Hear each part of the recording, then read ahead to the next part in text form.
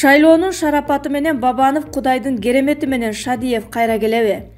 5 жерде 5-25 Өмүрбек Бабановдун кайтып келишине ким тилектеш? Кыргыз саясатында кызыктар көп. 30 жылдан бери күпүлдөп сүйлөп эле келе жатышат. Алакандай Кыргызстанды эптей алышпай, кылмыш иши козголгон саясатчыларды эшиктен куусаң тешиктен кирип келе берет. Алардын бири Бабанов. Таң калыштуусу Бабанов заматта учуучу килем менен топ этип өзүнүн магазин алдына бир барак кагаз алып кайтыш болгондорго көңүл айтып туруп калганын көрүп, айтпай кыргыз журту жакасын кармап ооздору ачылды. Андан кийин эле Бабанов тууралуу күбүрт-шыбырт кеп кетти. Такталбаган маалыматтарга таянсак, аны башбакан болот имиш деген сөздөр тарады. Бул тууралуу ачык эле коомдук биринчи каналдагы партия лидерлеринин дебатында Республика партиясынын лидери Мирлан Жээнчореев билдирди. Ал эгерде Кудай буйруп жогорку кеңештин 7-чакырылышына келип өкмөттү түзө турган болсок, Өмүрбек Бабановдун талапкерлигин премьер-министрликке сунуштайбыз деди. Андан тышкары 2012-жылы Өмүрбек Бабанов премьер-министр болуп турган 7 айдын ичинде 91 мектеп салынганын кошумчалады деп жазып чыкты социалдык тармактагы факты кейжи тайпасы. Ошондо Шайлоонун шарапаты менен Бабанов саясатка кайттыбы? Кеттим деп жатты беле? Ким билет, же Бабанов ак үй тарап менен алакандашып, акылдашып келип алдыбы? Айтор элдин деле башы айланып калды. Абаса 2 айдан кийин атлас ыштан кийип Америкага качкан Аскарбек Шадиев Кудайдын керемети менен Кыргызстанга келип калса таң калбай эле аэропорттон гүл ала көтөрүп тосуп алсак деле болчудай деп жазат Назары Ньюс. Жони Талайбеков. Дээрлик 1 жылдан бери революция болот деген кептер көп айтылып келет. Ал эми Адахан Мадумаров революция жасай турган бир күн бар, бул шайлоо деп керемет айтканын билем. Бирок биздин элибиз акча дегенде акылдан адашкан, назары ач эл экенин далилдеп жатат. Ошондуктан революцияны ручканын учу менен жасашына көзүм жетпей баратат. Аябай караңгылык менен кокту колотту гана ой жүгүрткөнүн көрүп жатам. Бирок кайра шайлоодон кийин атпин кылышабы же жокпу белгисиз. Шайлоо быйыл деле арамдык менен өтө турган болуп калды. Бийликтин партиялары бузбаган мыйзам деле калбады. Ошентсе да баарына көз жумулуп эле жатат. Эгер шайлоо бийлик каалагандай өтсө, карапайым калк колдогон бир да партия өтпөй калат. Эгер чынында ошондой болсо, эл толугу менен көтөрүлүшү керек. 100 миңдеген адам мыйзамдуулукту талап кылып, болбосо акыркы чечимди кабыл алуу керек. Чечкиндүү кадамдарга баруу керек. Быйыл оппозиция жетишээрлик күчтүү. Буга чейин бир гана бүтүн Кыргызстан бийлик менен элдешкиз оппозиция болуп келген болсо, быйыл башкалар да бар. Ошондуктан биргеликте катуу туруу керек. Же болбосо бийлик эси барда этегин жыйып шайлоону таза өткөрүүсү абзел. Эч кандай башаламандыкка жол бербөө үчүн асмандан аргандай дарыларды чачып, ооругандардын санын көбөйтүүдө.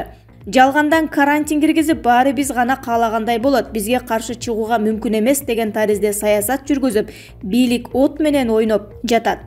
Асмандан дары эмес ок жааса да, биргеликте мыйзамдуулукту талап кылалы, урматтуу кыргызстандыктар.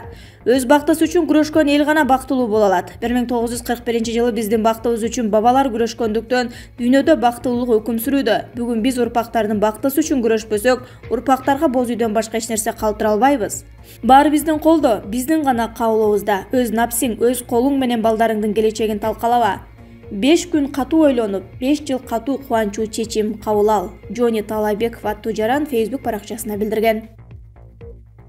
Камила Талиева Социал-демократтар партиясынын тизмесинен чыкты. Социал-демократтар партиясы менен депутаттыкка бараткан Камила Талиева тизмеден чыкты. Бул тууралуу ал өзү билдирди.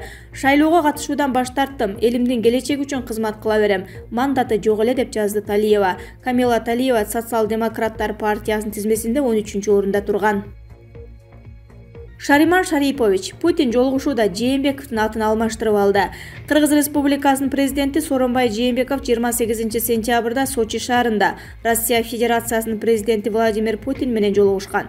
Учурда социалдык тармакта ал жолугушуудагы видео тарап, анда Россиянын лидери Путин Жээнбековдун атын алмаштырып айтып алганы айтылууда. Баткенде милиция адамдарды кичи автобус менен сүздүргөн айдоочуну издеп жатат. Бул тууралуу 1-октябрда Ички иштер министрлиги кабарлады. Мекеменин маалыматына караганда, окуя 25-сентябрда Кызыл Кыя шаарында болгон. Факты Кызыл Кыя шаардык милициясында кылмыштар менен жоруктардын бирдиктүү рейстеринин жазык кодексинин жол кырсыгы жана эң баштык беренелери менен катталып, сотко чейинки териштирүү жүрүп жатат. Айдоочу кармала элек. Ал эми Кадамжай району окуя болгон жерде жабыркаган 28 жаштагы тургуну аймактык ооруканада дарыланууда. Окуянын видеосу интернетте тарап жатат. Андан кичи автобус көчөдө турган бир нече адамды сүздүрүп, ары бери айдап жатканын көрүүгө болот. Милиция айдоочу изин жашырып кеткенин айтууда. Республика партиясынын тарапкерин өлтүрүү боюнча расмий билдирүү. Үгүт иштери башталгандан бери өлкөнүн айрым аймактарында Республика партиясынын тарапташтарын моралдык жана физикалык кысымга алуу, уруп сабоо жана өлтүрүү фактылары аныкталды. Бул тууралуу Республика партиясы билдирди. 2020 жылдын 30-сентябрында кайгылуу окуя болду. Биздин тарапташыбыз Ормон уулу Замир Ош областынын Өзгөн районунда өлтүрүлдү. Учурда укук коргоо органдары териштирип жатат. Партиянын лидеринин жана жалпы жамааттын атынан маркумдун үй бүлөсүнө, туугандарына жана жакындарына терең кайгыруу менен көңүл айтабыз. Биз ушул оор мезгилде кайгысын жана жоготуусун бөлүшөбүз. Адам өмүрүнөн өтө маанилүү жана баалуу эч нерсе жок экендигин биздин оппоненттерге эскертебиз. Парламенттеги мандат бир да жарандын өмүрүн арзыбайт. Андан тышкары Чүй областынын Панфилов району боюнча Республика штабынын башчысы Болотовго Мекеним Кыргызстан саясий партиясынын өкүлү ачык кысым көрсөткөн. Нарын районунун Алыш айылында Республика партиясынын дагы бир агитатору сабалган. Жабыр тарткандын айтымында аны Мекеним Кыргызстан партиясынын өкүлү сабап, аны кесепетинен ооруканага түшкөн.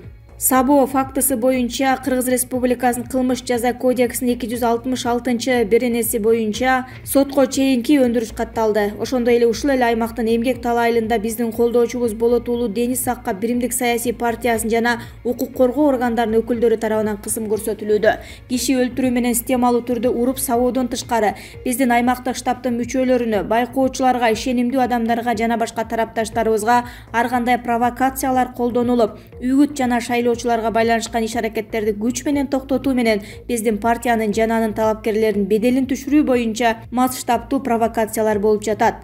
Республика саясий партиясы жогоруда айтылган иштерге байланыштуу оппонент болгон саясий партиялар, ошондой эле мамлекеттик укук коргоо органдары тарабынан дагы одоно мыйзам бузууларына байланыштуу өтө тынчсыздануусун билдирет.